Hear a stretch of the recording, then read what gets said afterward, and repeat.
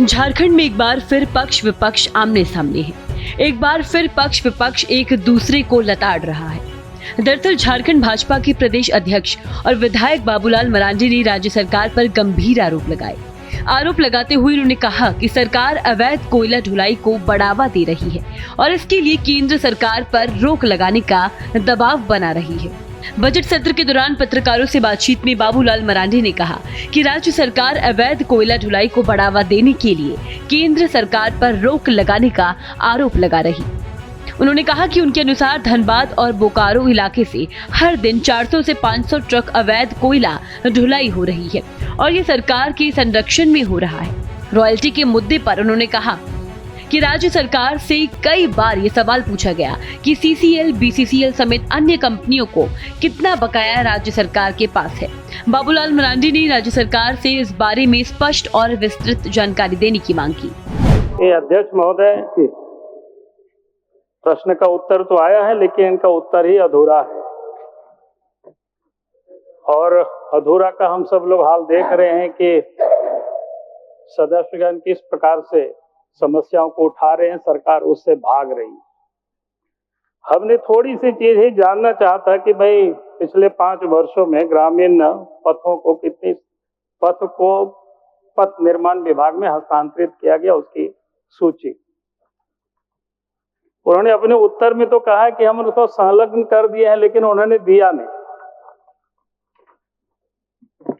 मैं ये समझता हूं कि दिया इसलिए नहीं, वो तो अभी भी कह देंगे या आप कह देंगे कि सूची उपलब्ध करा देंगे, लेकिन वास्तविकता क्या है कि उसे सरकार भागती है या छुपाना चाहती है, ताकि अगर उत्तर सामूहिक रूप से सबके पास चला जाता तो सारे विधायकों को पता चलता कि उनके क्षेत्र में कहाँ कहाँ कौन कौन से पथ को हस्तांतरण हुआ है या नहीं हुआ है, कहाँ जरूरत है या नहीं है।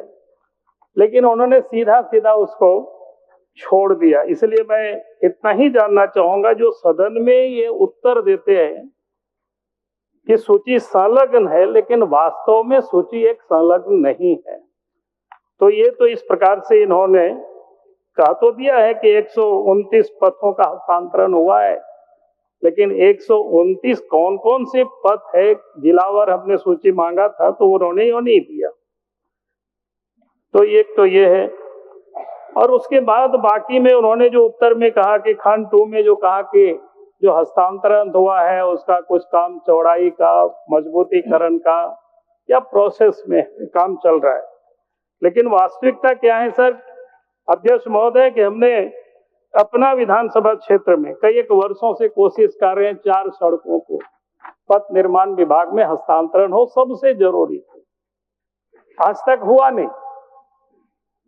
और इसीलिए हमने ये पूरी सूची मांगा था। तो मैं ये कहूंगा कि भाई मंत्री जी को जब उत्तर देते हैं तो पूरी आप भी कुछ पढ़ लीजिए, देख लीजिए पदाधिकारियों ने उत्तर दिया है कि नहीं, और इस प्रकार से उत्तर नहीं आवे कि हम विधायक को उपलब्ध करा देंगे, ये ठीक नहीं है। सबको उपलब्ध कराना, जब सदन में हम प्रश्न करते ऐसे तो हम विभाग से खुद भी मांग सकते थे, लेकिन आपका दायित्व है कि मांगे थे तो सब विधायकों को अगर प्रश्न पत्र के साथ जैसे लिफाफ मिलता है वैसे ही वो भी चला गया होता तो सब लोग देख लेते, समझ लेते।